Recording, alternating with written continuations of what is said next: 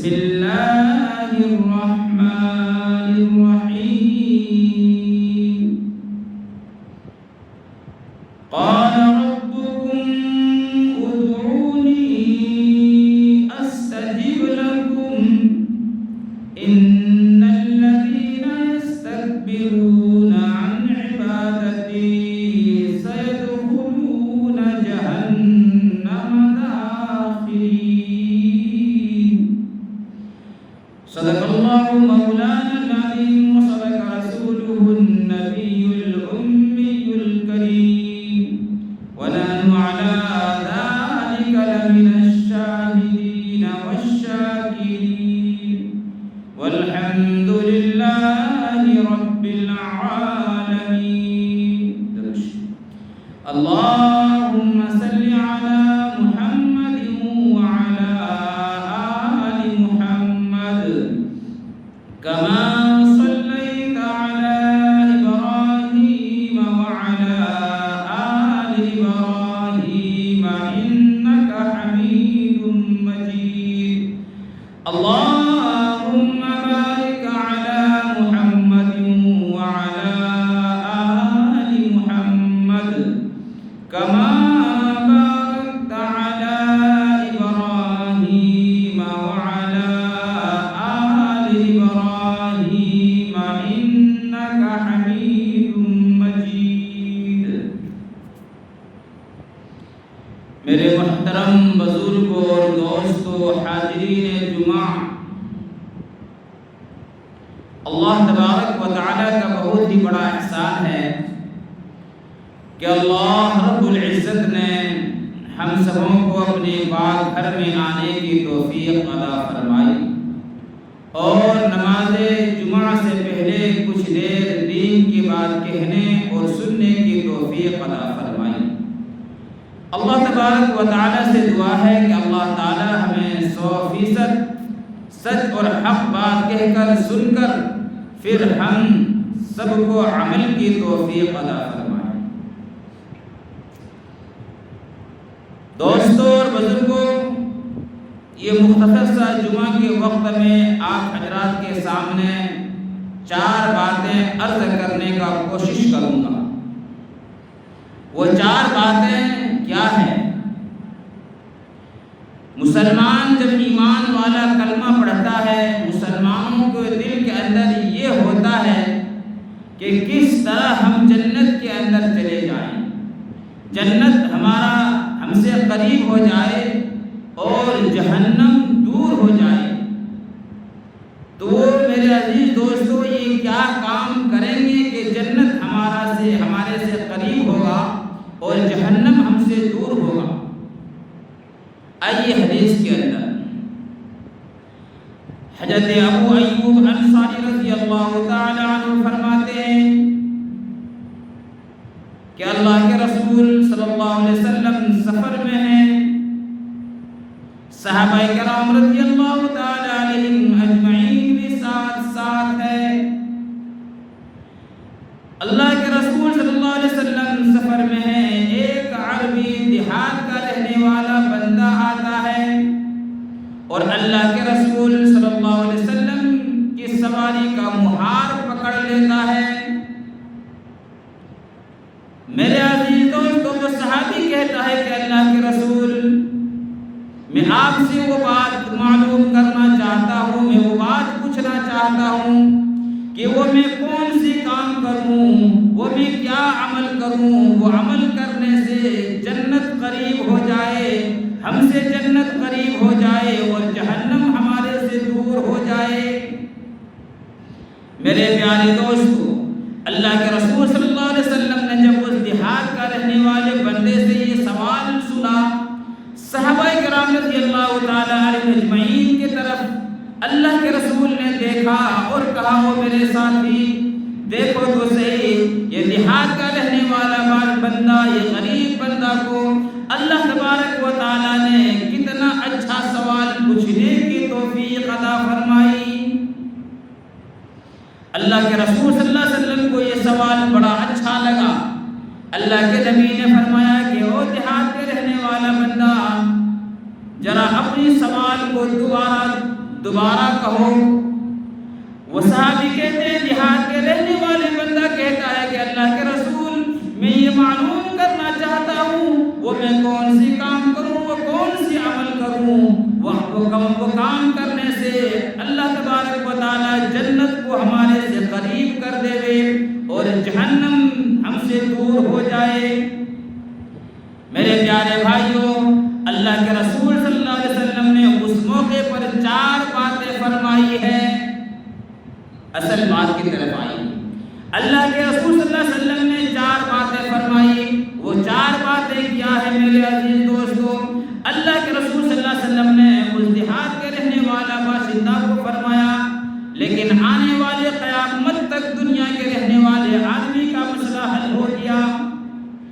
میرے عزیز دوستو، اللہ کے نبی نے فرمایا کہ سب سے پہلے فرمایا لا تشرک باللہ، کہ اللہ کی ذات و صفات میں کبھی بھی کسی حال میں بھی ہو، کیسی پریشانی ہو، شرک نہیں کرنا۔ شرک سے بچنا تیرا کام ہے، پوری زندگی شرک سے بچنا تیرا کام ہے، اور جنت کو قریب کر دینا، جہنم کو دور کر دینا اللہ رب العزت کا کام ہے۔ میرے عزیز دوستو، انسان جب مصیبت میں رہتا ہے، قرآن کہتا ہے وَقَالَ رَبُّكُمْ ادْعُونِي أَسْتَجِبْ لَكُمْ۔ جب انسان مصیبت میں ہو، پریشانی میں ہو، راحت میں ہو، بیماری میں ہو، دکھ میں ہو، اللہ تبارک و تعالیٰ کو غائبانہ پکارنا بھی عبادت ہے۔ وَقَالَ رَبُّكُمْ ادْعُونِي أَسْتَجِبْ لَكُمْ۔ اللہ کہتا ہے مجھے پکارو نا، میں تمہاری دعا و پکار کو سننے کے لیے ہر وقت منتظر رہتا ہوں۔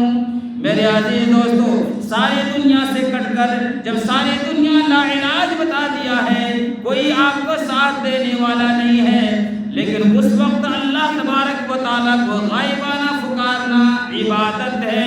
وَقَالَ رَبُّكُمْ ادْعُونِي أَسْتَجِبْ لَكُمْ۔ میرے پیارے دوستو، اور ہم نماز پڑھتے ہیں، نماز میں کیا کہتے ہیں؟ التحیات للہ والصلوات والطیبات۔ ہم 3 چیزوں کو، 3 عبادت جو ہم کرتے ہیں میرے دوستو، ہم اللہ کے سامنے اظہار کرتے ہیں کہ یا اللہ ہم یہ تیرے لیے کرتے ہیں۔ زبان سے جو عبادت ہو یا اللہ وہ تیرے لیے ہو، بدن سے جو عبادت ہو یا اللہ وہ بھی تیرے لیے ہو، یا اللہ جو مال سے عبادت ہو، جو مال سے کچھ عبادت کرے، صدقہ خیرات کرے، یہ بھی اللہ کے لیے۔ ان تینوں عبادت میں کسی کو شریک نہ کرنا۔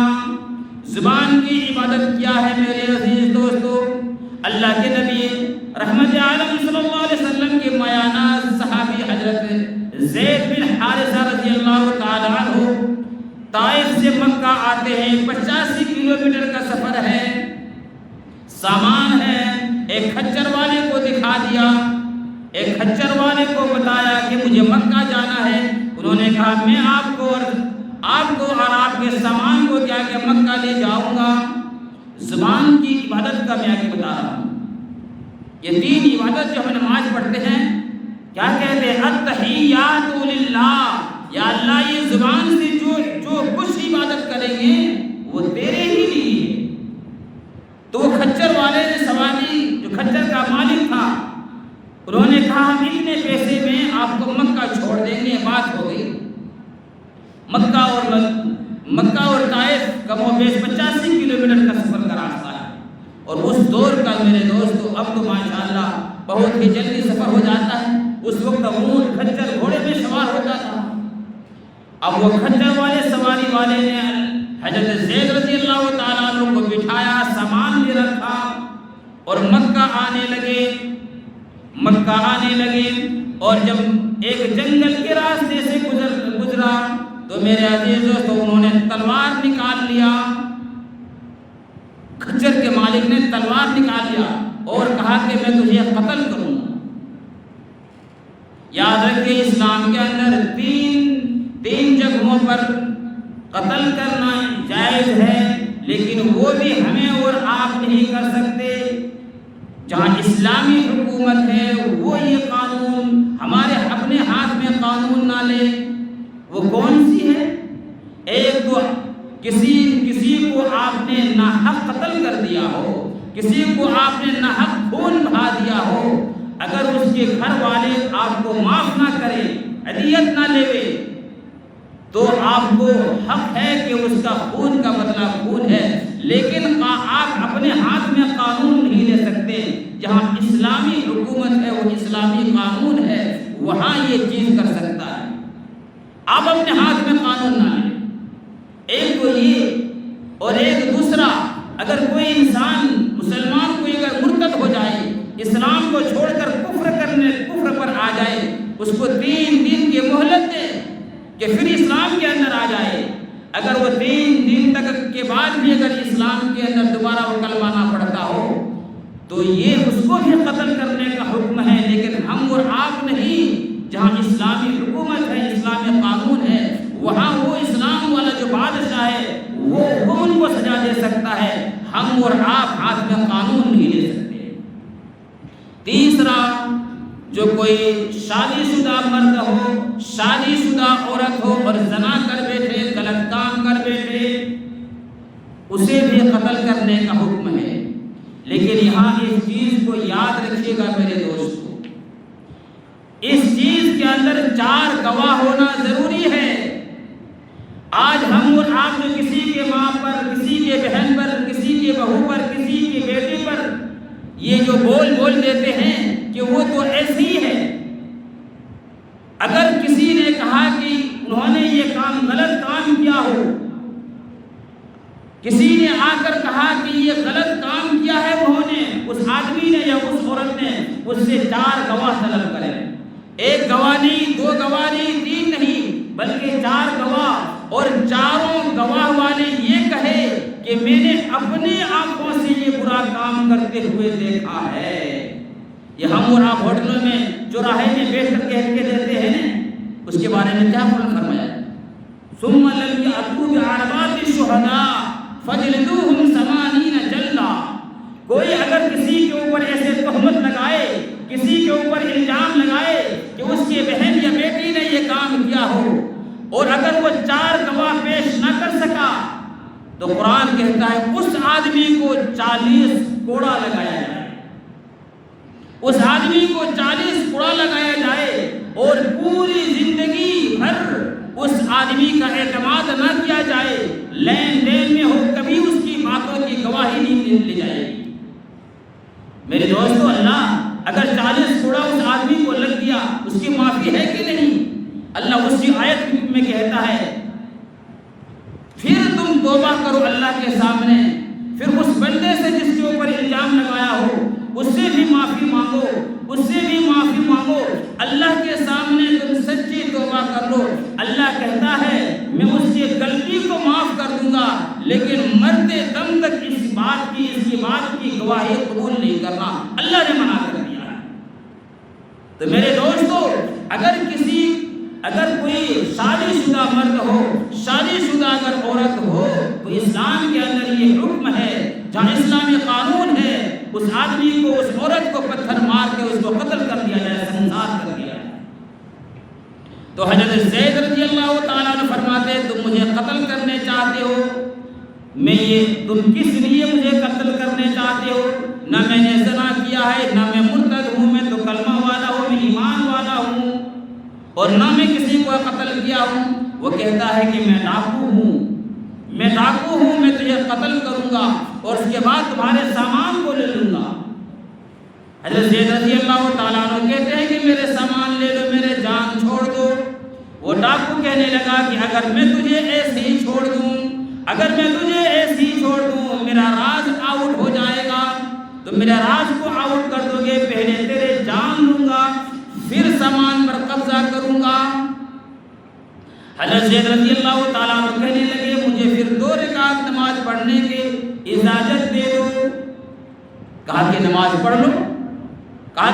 پڑھ لو، اور فرمایا دیکھو یہ ہڈیاں نظر آ رہی ہے، یہ کھوپڑیاں نظر آ رہی ہے، ان سب کو میں نے قتل کیا ہوں۔ وہ ڈاکو کہتا ہے، اور وہ کہنے لگا کہ جب تو سجدے میں جائے گا تو سجدے کی حالت میں تجھے قتل کر دوں گا۔ اللہ کے رسول نے یہ بھی فرمایا کہ انسان کی جس حالت پر موت آتی ہے کل قیامت کے دن اپنے قبروں سے اسی حالت پر اسے اٹھے گا۔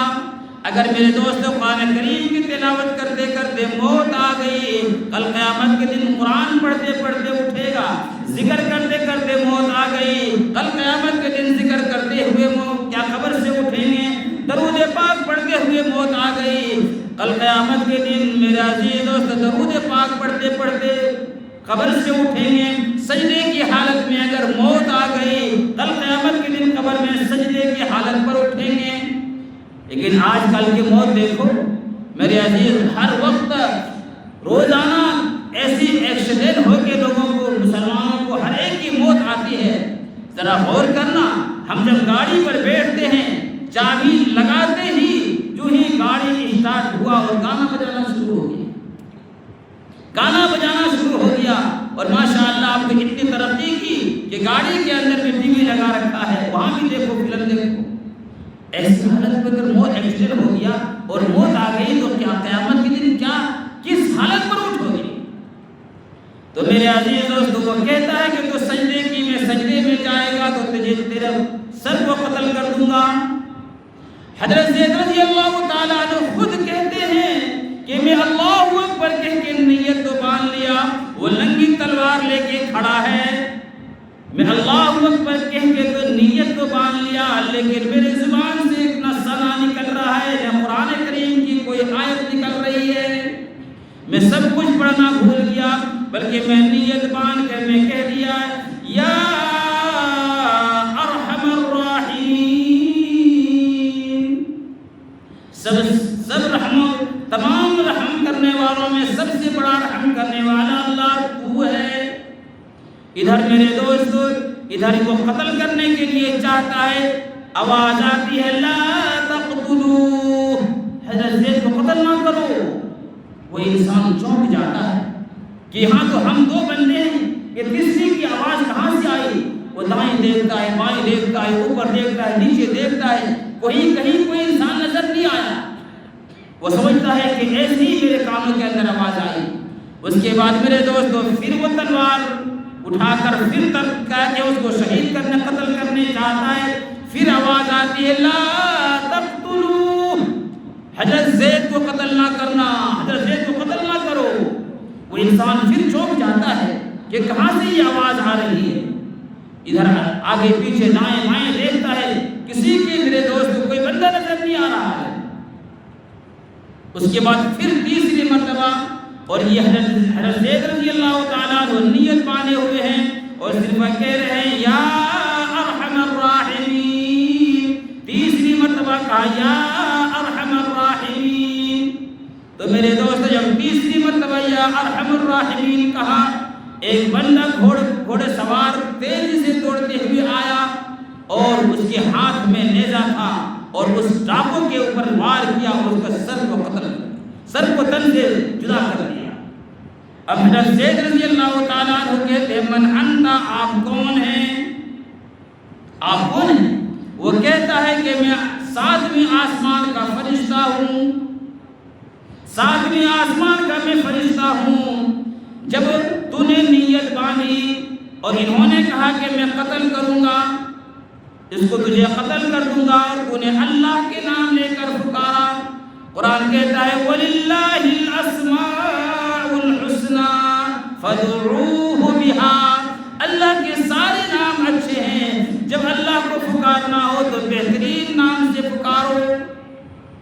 تو کہا کہ اللہ نے کہا اس کی مدد کے لیے کون جائے گا؟ تو میں نے کہا اللہ میں جاتا ہوں، اور اسی وقت وہی 7ویں آسمان سے میں نے کہا کہ حضرت زید کو قتل نہ کرو۔ اللہ نے میری آواز کو اس بندے کے کانوں تک پہنچا دیا۔ اللہ اس چیز پر قادر ہے کہ نہیں؟ قرآن ہی سے پوچھا میں نے، قرآن کہتا ہے اذا اراد شيئا ان يقول له كن فيكون، اللہ کسی چیز کو جب کہتا ہے ہو جا تو وہ ہو جاتی ہے، کن ہو جا تو ہو جاتی ہے۔ اور یہ بھی کن بھی میرے دوستو ہمیں اور آپ کو سمجھ ورنہ اللہ کو کوئی چیز کن کہنے کی بھی ضرورت نہیں ہے. انما امرہ اذا اراد شیئا، اللہ صرف ارادہ کرتا ہے ہو جا تو وہ ہو جاتی ہے. اللہ نے ساتویں آسمان سے اس فرشتے کی آواز کو اس بندے تک، اس ڈاکو کے کانوں تک پہنچا دیا. فرمایا جب تو نے پہلی مرتبہ کہا یا ارحم الراحمین تو میں نے ساتویں آسمان سے کہا تھا اسے قتل نہ کرنا، اور جب تو نے دوسری مرتبہ کہا یا ارحم الراحمین تو یہ آسمانی دنیا میں آ چکا تھا. یہ آسمانی دنیا میں آ چکا تھا اور وہاں آسمانی دنیا سے میں نے کہا اسے قتل نہ کرنا. اللہ نے وہاں سے میری بات کو پہنچا دیا، اس کے کانوں تک پہنچا دیا. اور فرمایا جب تیسری مرتبہ تو نے کہا یا ارحم الراحمین تو میں زمین پر آ چکا تھا اور وہیں سے کہا اسے قتل نہ کرنا، اور آ کر میں نے اس کو قتل کر دیا. تو میرے عزیز دوستوں اور نوجوانوں، خدا کی قسم مصیبت میں، پریشانی میں اللہ تبارک و تعالیٰ کو پکارنا تیرا کام ہے. اللہ تبارک و تعالیٰ دعا کو سن کر قبول کرنا میرے اللہ کا کام ہے. تو یہ کس چیز کی عبادت ہے؟ یہ زبان کی عبادت ہے. یعنی جو بھی زبان سے بھی عبادت ہو تو وہ اللہ ہی کے لیے ہے. والصلوات والطیبات، والصلوات بدن کا جو عبادت ہے وہ بھی اللہ ہی کے لیے ہے.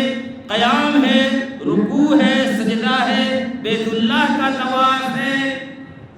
میرے دوستو طواف صرف بیت اللہ کا ہے.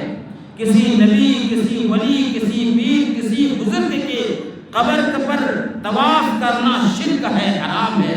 قرآن کہتا ہے وَلْيَطَّوَّفُوا بِالْبَيْتِ الْعَتِيقِ، طواف صرف اللہ کے گھر کا، طواف صرف بیت اللہ کے گھر کا ہوتا ہے، باقی کسی کا نہیں ہوتا ہے. میرے عزیز دوستو نوجوانوں، اس دنیا اللہ تبارک و تعالیٰ کا جس کا اس کے بعد اگر کسی کا مقام اور مرتبہ ہے تو ہمارے آقا جناب محمد علی صلی اللہ تعالیٰ علیہ وسلم کا.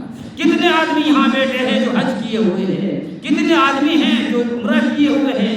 میرے عزیز دوستو انسان حج کرتا ہے، طواف اللہ بیت اللہ کا گھر کا کرتا ہے، اس کے بعد جب مدینہ شریف جاتا ہے، مدینے کے اندر مسجد نبوی کے اندر نماز بھی پڑھتا ہے، قرآن کریم کی تلاوت بھی کرتا ہے، درود شریف بھی پڑھتا ہے. لیکن کوئی انسان یہ کہہ دے گے کہ میں نبی پاک صلی اللہ علیہ وسلم کی قبر منور کو بھی میں نے طواف کیا ہوں. کیا کوئی طواف کرتا ہے؟ نہیں کرتا ہے. میرے دوستو اگر کسی حاجی حج کرنے کے آئے تو اسے پوچھے تو وہی جواب دے گا کہ نہیں، مدینہ میں قرآن کریم کی تلاوت کی، مسجد نبوی کے اندر نماز پڑھا، درود ابراہیم پڑھا، نے ذکر کیا، سب کچھ کیا. اللہ کے رسول صلی اللہ علیہ وسلم کی قبر کو طواف نہیں کیا. میرے عزیز دوستو جب اللہ کے رسول صلی اللہ علیہ وسلم کی قبر کا طواف کرنا جائز نہیں ہے تو ہندوستان کی قبر کو طواف کرنا کیسے جائز ہو جائے گا؟ میرے عزیز دوستو وَلْيَطَّوَّفُوا بِالْبَيْتِ الْعَتِيقِ، طواف عبادت ہے. طواف صرف اللہ تبارک و تعالیٰ کی ہی کے گھر کی جاتی ہے. وَالطَّيِّبَاتُ التحیات للہ والصلوات والطیبات، جو اللہ تبارک و تعالیٰ نے مال دی ہے، جو دولت دی ہے، وہ بھی اللہ تیرے ہی لیے، اللہ ہی کے راستے میں خرچ کرنا. یہ مال کے اندر نظر و نیاز ہے، منت منوتی ہے، یہ بھی اللہ تبارک و تعالیٰ کے ہی نام پر ہونا چاہیے. میرے پیارے بھائیوں، اللہ کے رسول صلی اللہ علیہ وسلم نے ایک بہت پیاری حدیث بیان کیا. شاید آپ حضرات کبھی یہ حدیث بھی سنیں گے. 10-11 سال کی مدت میں بھی یہ حدیث ابھی تک نہیں کہا. دو بندے سفر میں جا رہے ہیں. ایک راستے سے ایک گاؤں سے گزرنے لگا. گاؤں والوں نے اس بندے کو پکڑ لیا اور کہا کہ اس راستے پر جب اس موسم پہ ہمارے گاؤں کے اندر میلہ لگا ہوا ہے، ہمارے گاؤں کے اندر میلہ لگا ہوا ہے، اور اس موقع پر جو بھی یہاں سے گزرتا ہے اس کو یہاں نذر و نیاز چڑھاوا دینے پڑتا ہے. اگر تمہارے پاس جو کچھ ہے وہ یہاں نذر و نیاز منت منوتی یہاں یعنی تم کو چڑھاوا دینا ہی پڑے گا، نہیں دے تو قتل کر دیں. اس میں سے ایک بندہ کہنے لگا ہمارے پاس تو کچھ بھی نہیں ہے، ہمارے پاس تو کچھ نہیں ہے۔ گاؤں والے کہنے لگے اگر تمہارے پاس کچھ نہیں ہے ایک مکھی کو مارو، ایک مکھی کو پکڑو اور مار کر اس غیر اللہ کے نام پر چڑھاوا کر دو، نذر و نیاز کر دو، ہم تمہاری جان بخش دیں گے۔ اللہ کے رسول صلی اللہ علیہ وسلم نے فرمایا دو میں سے ایک آدمی نے ایک مکھی کو مارا، ایک مکھی کو مار کر اس کو اس کے اوپر چڑھاوا کر دیا، اس کی جان بخش دی، وہ چلا گیا۔ دوسرے آدمی کو کہنے لگا تو بھی ایک مکھی پکڑ لے اور اس کے اوپر نذر و نیاز چڑھاوا کر دے۔ وہ انسان کہنے لگا میری جان چلی جائے کوئی پرواہ نہیں، لیکن ایک مکھی بھی میں غیر اللہ کے سامنے، غیر اللہ کے لیے ایک مکھی بھی نہ دوں۔ اس سے کیا پتہ چلتا ہے؟ جان سے بڑھ کر کیا ہے؟ ہمارا ایمان ہے، جان سے بڑھ کر ایمان ہے۔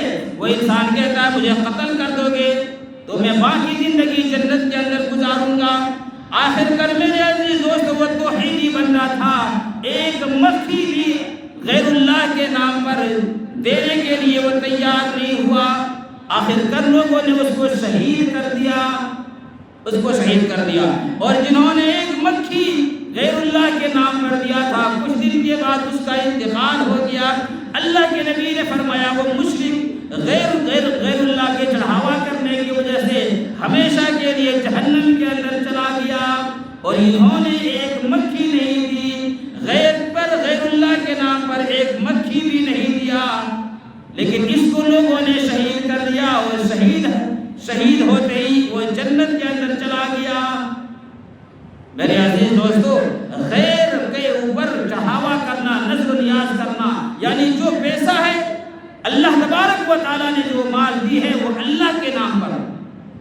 قرآن کریم میں حرمت علیکم المیتہ والدم ولحم الخنزیر، چھٹا پارہ ہے، سورہ مائدہ ہے، آیت نمبر 3 یا 4 ہے۔ حرمت علیکم المیتہ، اللہ تبارک و تعالیٰ نے جو جانور حلال کیا ہے، جو جس کا گوشت کھانے کے لیے حلال کیا ہے، اگر وہ اپنے آپ سے مر جائے تو وہ حرام ہے۔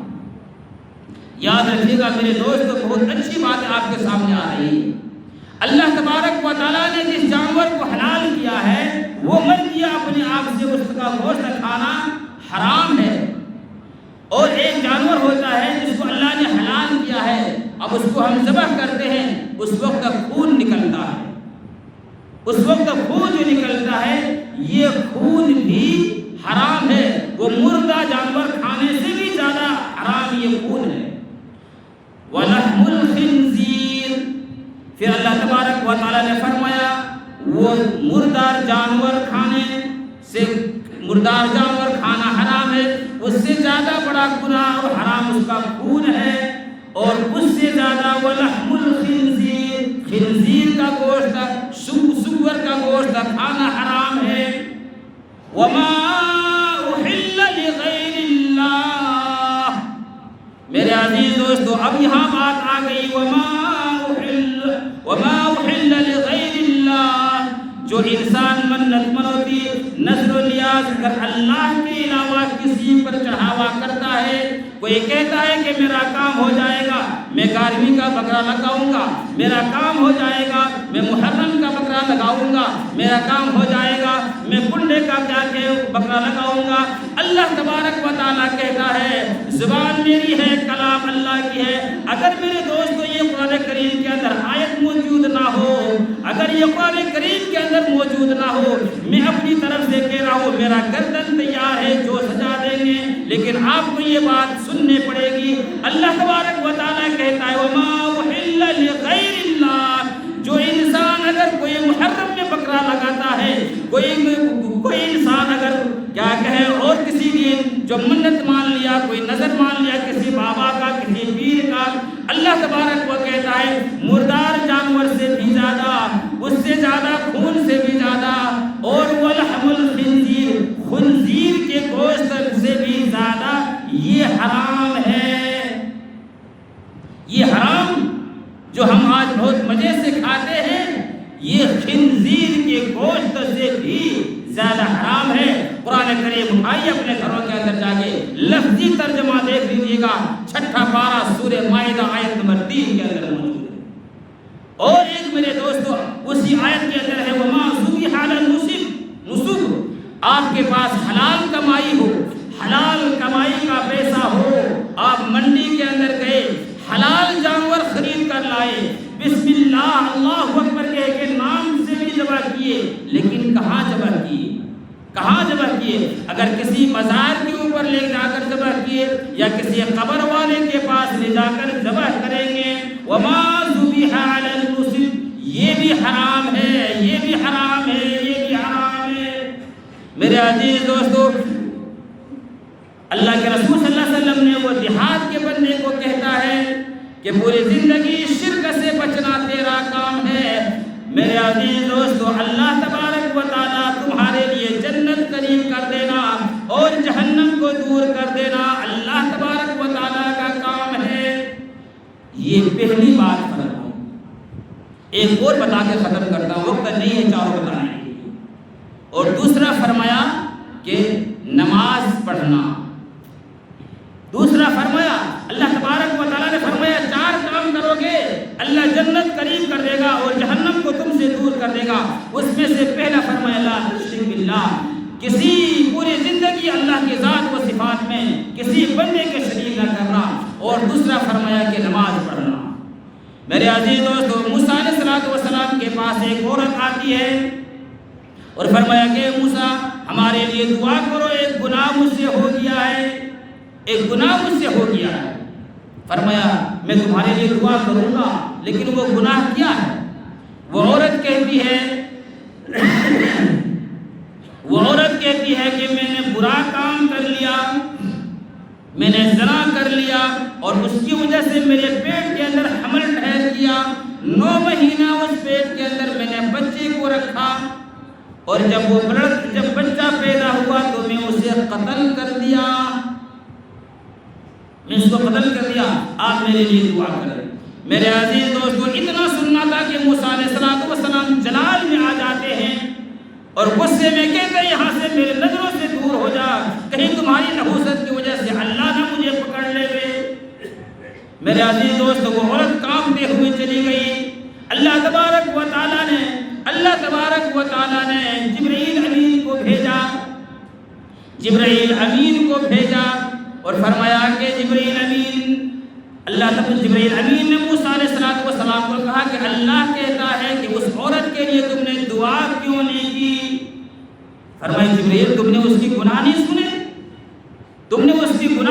انہوں نے زنا کیا، پھر اپنے پیٹ کے اندر 9 مہینہ بچے کو رکھا، پھر قتل کر دیا۔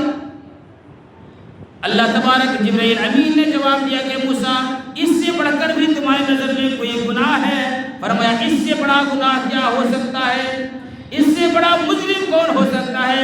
دھرتی کے اوپر اس سے بڑا گناہگار کون ہو سکتا ہے؟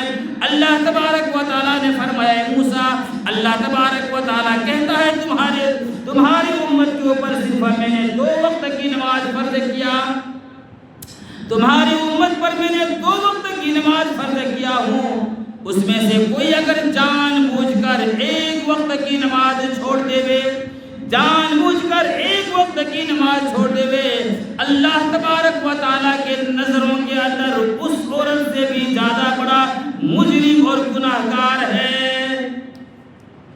آج ہمیں نماز کا پتہ ہی، نماز کا پرواہ ہی نہیں، ہماری امت پر ہمارے اوپر 5 وقت کی نماز فرض ہے۔ میرے دوستو، 1 وقت کی نماز کو چھوڑ دینا گناہ کے اعتبار سے زنا کرنے سے بھی، قتل کرنے سے بھی بڑا گناہ ہے۔ اے مسلمانوں، ہم زنا کو کتنا بڑا گناہ سمجھتے ہیں، لیکن نماز کو چھوڑ دینا ہمارے شکم کے اندر، ہمارے چہروں میں ذرہ برابر بھی شکم نہیں ہے۔